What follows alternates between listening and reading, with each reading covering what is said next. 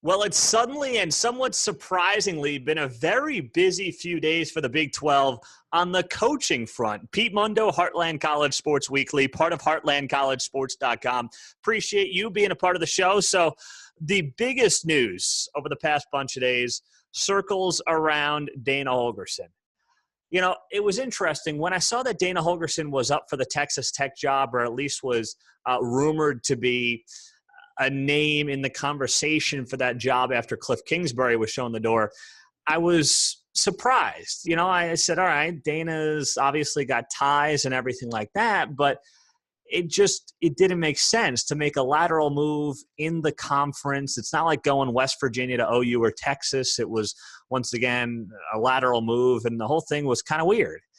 And then this past weekend, start hearing rumors about Dana Holgorsen and Houston. Reports started surfacing. I talked to a bunch of people, and they said, yeah, this is legit. And it still didn't make any sense. Why would a guy go from a Power 5 school where he's got a good job to a Group of 5 school? I know Houston's a top-tier Group of 5 school, but still, it didn't make any sense. And then as I started to get more color on what was going on, what was happening here is the fact that, well, basically West Virginia was okay with this and maybe wanted this deep down. You know, it's been well documented, at least to me, that Shane Lyons, the AD, and Dana Holgorsen aren't buddy-buddy, don't see eye to eye. And while I always thought that Dana Holgorsen's personality, temperament, style was a great fit for Morgantown, Shane Lyons has a different idea, different opinion. He thinks this is a team, this is a program. Lyons comes by way of Alabama, who should be competing for Big 12 titles. And everything I heard was basically that Dana had a defeatist attitude on a lot of things. You know, it was like he didn't think they could ever compete consistently with Oklahoma and Texas. Maybe it's true, maybe it's not. But as a head coach, you're not supposed to be saying that when you're making $3.5 million a year. No one wants to hear about what you can't do. When you're getting all the resources that you apparently need, nobody wants to hear about how, well, we can't do this or we can't do that. It's like, well, let's try to do this or try to do that. And to be fair, Dana Holgorsen never recruited well. And he couldn't develop a quarterback to save his life. His best quarterback's Geno Smith he walked into, and Will Greer transferred from Florida. And from what I heard, that was a big part of Clint Trickett, who got Will Greer to transfer to Florida. It wasn't even necessarily the coaching staff. So there's a lot of floating out there that basically made it apparent to me that West Virginia was more than okay with this happening, if not wanting it to happen. And Shane Lyons was basically saying, you know what, you might lose your job next year. And this is not what he actually said. I'm just kind of speaking in generalities and probably what was going through his head.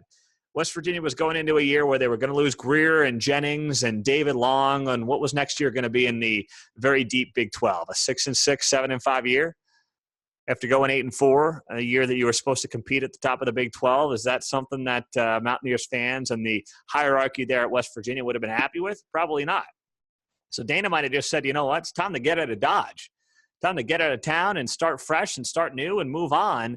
And if Houston wants to pay me $4 million a year, which is what the numbers are reported being, that would make him the highest Group of 5 head coach, being a place that he knows, that he worked for at a bunch of years, that obviously has a very fertile recruiting ground.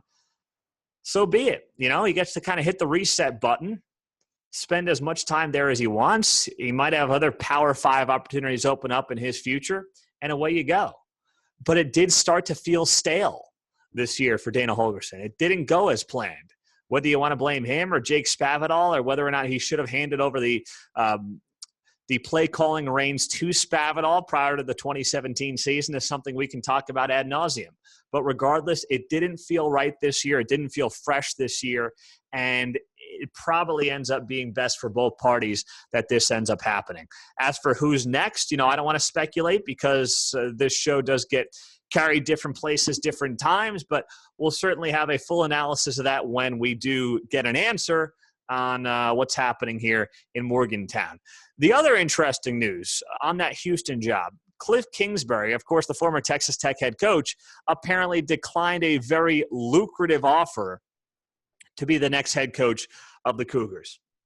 Not surprised by that.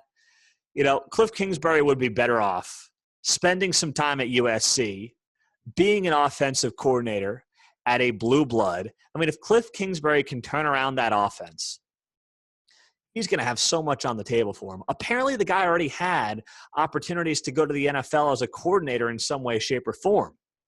If he goes to USC, takes JT Daniels, turns him into a superstar, turns around that entire offense, gets it on track, he's going to have coaching opportunities that are better than Group of Five like Houston. I mean, he'll have Power Five opportunities back in his lap. He'll be able to say, I learned a lot during my time as a head coach at Texas Tech. Maybe I was a little green. Maybe I was a little young.